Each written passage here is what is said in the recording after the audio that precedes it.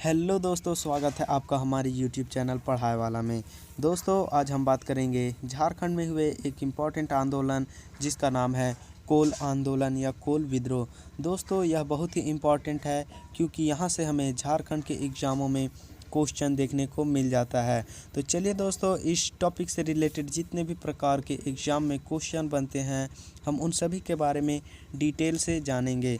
दोस्तों कोल विद्रोह जो कि 1831 ईस्वी में प्रारंभ हुआ और यह 1832 में समाप्त हो गया।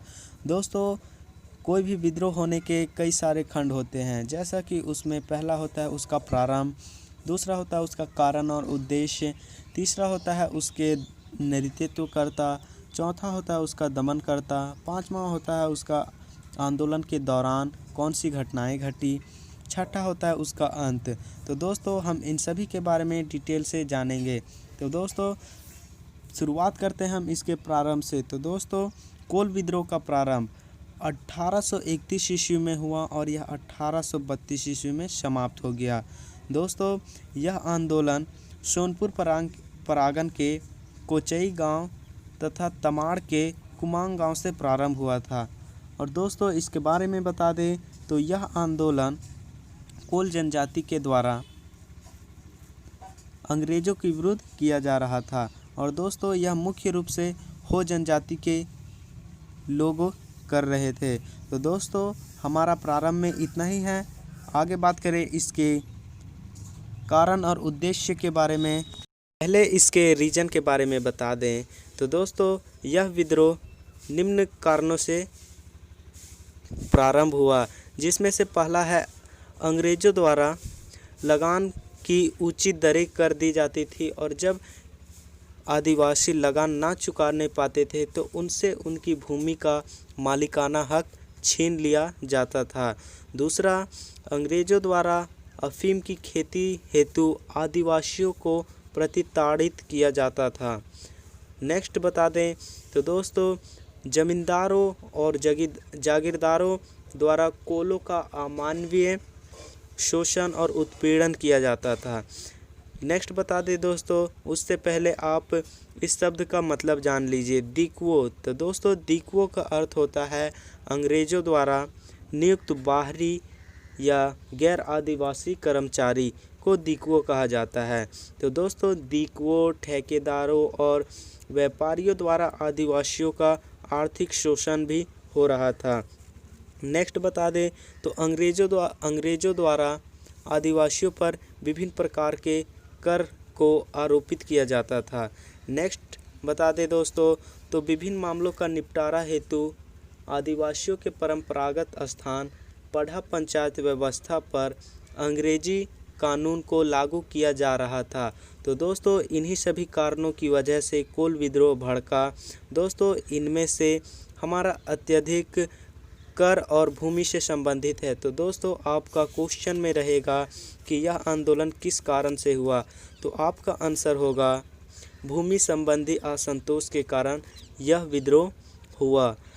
तो दोस्तों अब आगे बात करें इसके उद्देश्य के बारे में। तो दोस्तों इस विद्रोह के करने का उद्देश्य अंग्रेजी राज्य से मुक्ति की कामना से था दोस्तों। तो दोस्तों हमारा कारण और उद्देश्य में इतना ही है। अब आगे बात करें इसके नेतृत्वकर्ता के बारे में। तो मुख्य रूप से बहुत सारे नेतृत्वकर्ता हैं, यानी कि कहने का मतलब है कि यह आंदोलन अत्यधिक तीव्र गति से फैल रहा था, जिसके कारण विभिन्न क्षेत्र से विभिन्न लोग इस आंदोलन का नेतृत्व कर रहे थे। तो दोस्तों लेकिन हमारा चार ही इम्पोर्टेंट है, जिसका नाम है सिंधराय मानकी, बिंदराय मानकी, सुरगा और बुद्धू भगत। दोस्तों यही हमारा इम्पोर्टेंट है। दोस्तों इनके बारे में बता दें तो सिंधराय मानकी जो कि सोनपुर परागन के हैं। सुरगा के बारे में बता दें तो दोस्तों सुरगा बंदगांव का है। और बुद्धू भगत के बारे में बता दें तो ये रांची के सिल्ली के रहने वाले हैं। दोस्तों इनके बारे में भी कभी पूछ लिया करता है, तो दोस्तों इन्हें आप ज़रूर याद कर लें। आगे बात करें दोस्तों तो दोस्तों इस विद्रोह के प्रारंभ होने के पहले की कहानी के बारे में आपको बता दें कि किस प्रकार इन लोगों ने इस विद्रोह में कदम रखा। तो दोस्तों सोनपुर परागण के सिंधराय मानकी यानी कि सिंधराय मानकी के 12 गांवों की ज़मीनों को छीनकर अंग्रेज़ों ने सिखों को दे दिया और सिखों ने सिंगरई की 2 बहनों का अपहरण करके उनकी इज्जत लूट ली। तो दोस्तों इस प्रकार ये घटना हुई। और आगे बता दें दोस्तों, सिंहभूम के बंदगांव में जफ़र अली नामक मुसलमान ने सुरगा मुंडा की पत्नी को अपहरण करके उसकी इज्जत लूट ली। तो दोस्तों इन घटनाओं के परिणाम स्वरूप सिंधराय मानकी और सुरगा मुंडा के नेतृत्व में 700 आदिवासियों ने उन गांवों पर हमला कर दिया जो कि सिंधराय मानकी से छीन लिया गया था। और दोस्तों इस हमले की योजना बनाने हेतु तमाड़ के लंका गांव में एक सभा का आयोजन किया गया था, जिसकी व्यवस्था बंदगांव के बिंदराय मानकी ने किया था। तो दोस्तों इस प्रकार इन्होंने इस विद्रोह में कदम रखा। दोस्तों यह विद्रोह अंग्रेज़ों से इस प्रकार रिलेटेड है कि ये जो सिख और मुसलमान थे ये अंग्रेज़ों के अंडर में थे, तो इन्हीं के अंडर में रहकर उन्होंने ये सभी कार्य किए थे, जिनके कारण इन लोगों ने विद्रोह कर दिया। तो दोस्तों इस हमले में जफ़र अली के गांव पर हमला कर दिया गया और जफ़र अली व उसके 10 सिपाहियों को मार डाला। और दोस्तों उसके मार डालने के तुरंत बाद यह विद्रोह 1831 में प्रारंभ हो गया और अत्यंत तीव्र से फैलने लगा, जैसे कि छोटा नागपुर खास में, पलामू में, सिंहभूम में और मानभूम क्षेत्र में प्रसारित हो गया। तो दोस्तों इस प्रकार यह विद्रोह फैलने लगा। दोस्तों लेकिन यह विद्रोह हजारीबाग क्षेत्र में नहीं फैला, यानी कि कहा जा सकता है कि कोल विद्रोह से हजारीबाग क्षेत्र अछूता रहा। दोस्तों क्यों अछूता रहा? क्योंकि जिस समय इस विद्रोह का प्रचार प्रसार हो रहा था उस समय हजारीबाग में अंग्रेज सेना की मौजूदगी अधिक मात्रा में थी, जिसके कारण यह विद्रोह हजारीबाग क्षेत्र में नहीं फैल पाया। तो दोस्तों नेतृत्वकर्ता में इतना ही है। अब आगे बात करें इसके दमनकर्ता के बारे में। तो दोस्तों इस विद्रोह को दबाने के लिए कैप्टन विल्किसन को भेजा गया दोस्तों, और उसके साथ कैप्टन इम्पे को भेजा गया।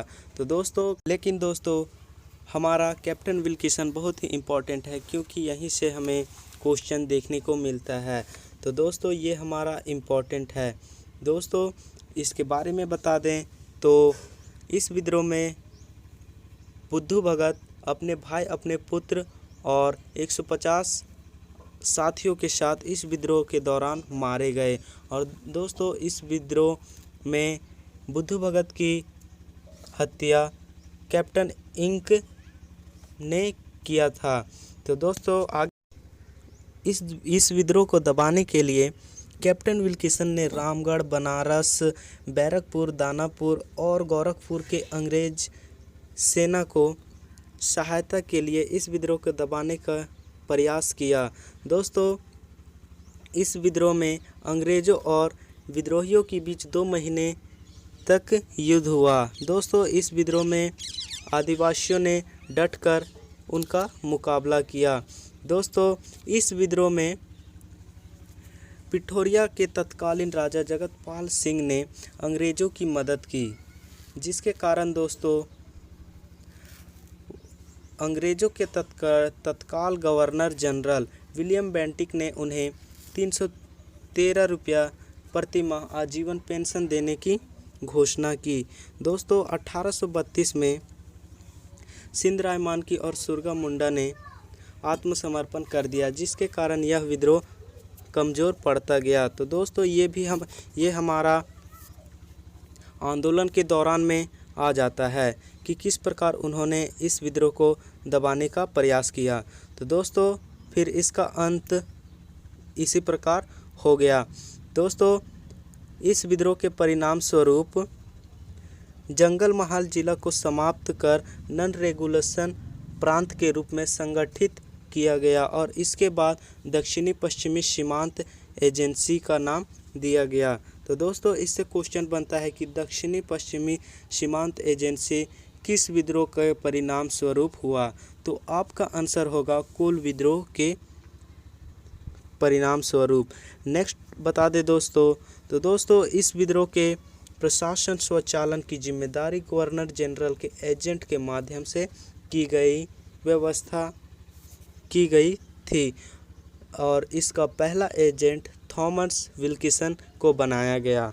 दोस्तों ये भी हमें क्वेश्चन में देखने को मिल जाता है कि दक्षिणी पश्चिमी सीमांत एजेंसी का पहला एजेंट कौन है। तो आपका आंसर होगा थॉमस विल्किसन या फिर कैप्टन विल्किसन। तो दोस्तों हमारा वीडियो समाप्त हुआ। अगर आपको वीडियो अच्छी लगी हो तो लाइक, कमेंट, शेयर और सब्सक्राइब करना ना भूलें। धन्यवाद।